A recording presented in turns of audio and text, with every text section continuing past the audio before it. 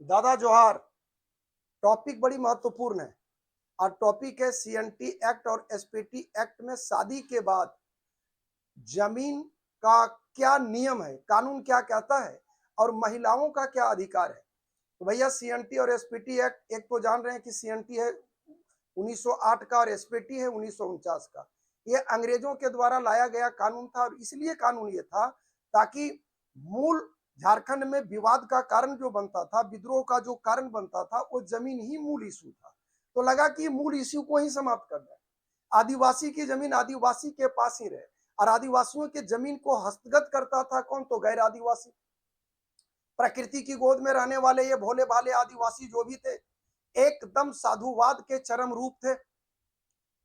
सीधे, सज्जन, सज्जनता अगर ढूंढना हो तो आप आदिवासी समाज में ढूंढिए, आपको सभी समाज का बाप भेटाएगा।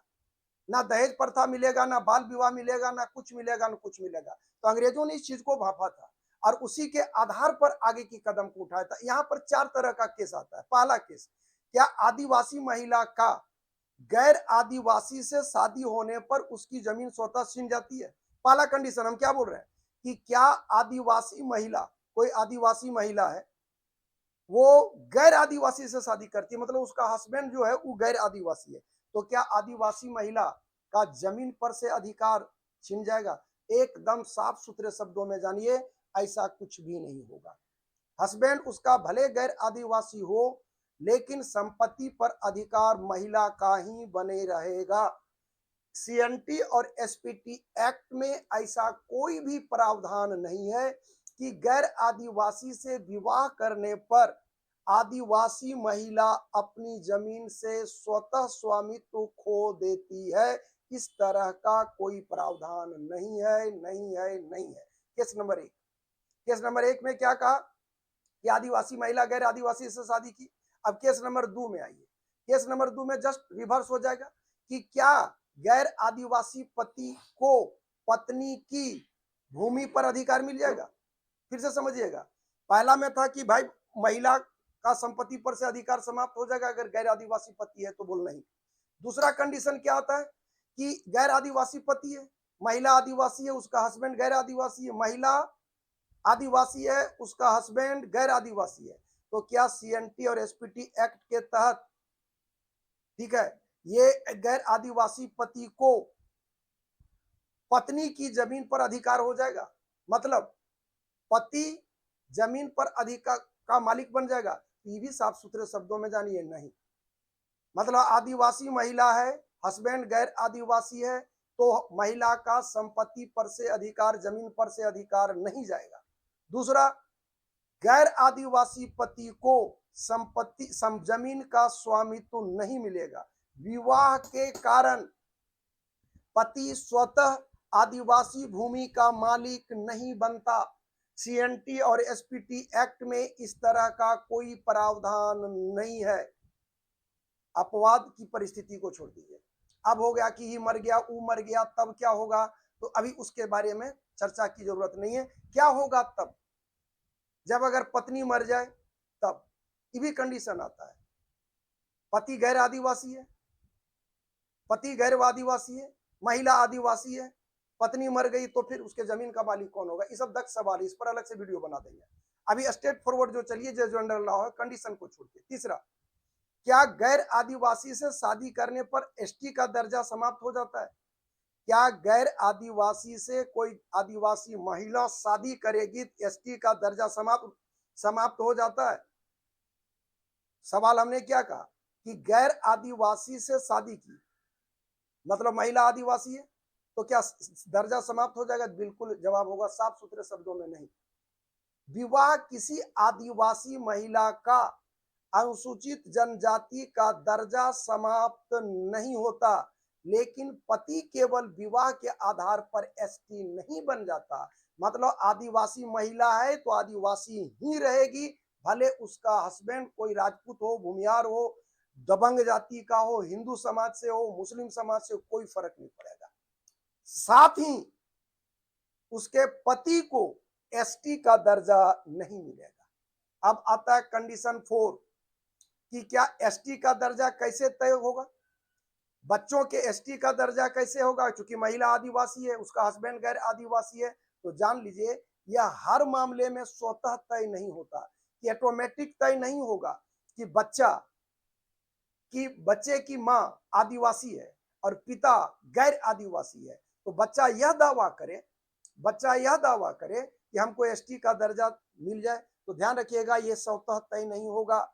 सर्वोच्च न्यायालय और Jharkhand high court, supreme court और झारखंड के हाई कोर्ट उच्च न्यायालय ने कहा है कि केवल मां के एसटी होने से, फिर से सुनिएगा, केवल मां के एसटी होने से बच्चा स्वतः एसटी का लाभ नहीं मिलेगा, नहीं उठा सकता। ये हाई कोर्ट और सुप्रीम कोर्ट का डिसीजन है बॉस, आप लोग सर्च करके देख लीजिएगा। ध्यान रखिएगा, यह देखा जाता है कि बच्चे का पालन पोषण, सामाजिक स्वीकृति, समुदाय के साथ संबंध, वास्तविक परिस्थिति से नाता, ये तमाम पहलू को सत्यापित करता है या नहीं। नहीं करेगा तो नहीं होगा, भले मां एसटी हो। अब कहिएगा बाप है तो बाप भी है तो पर भी आसानी पूर्वक नहीं होगा। अब कुछ निर्णय ले लीजिए बंधु। आदिवासी राइट्स वर्सेस स्टेट 2001 का मामला था, बिहार सरकार में 1979 में मामला था।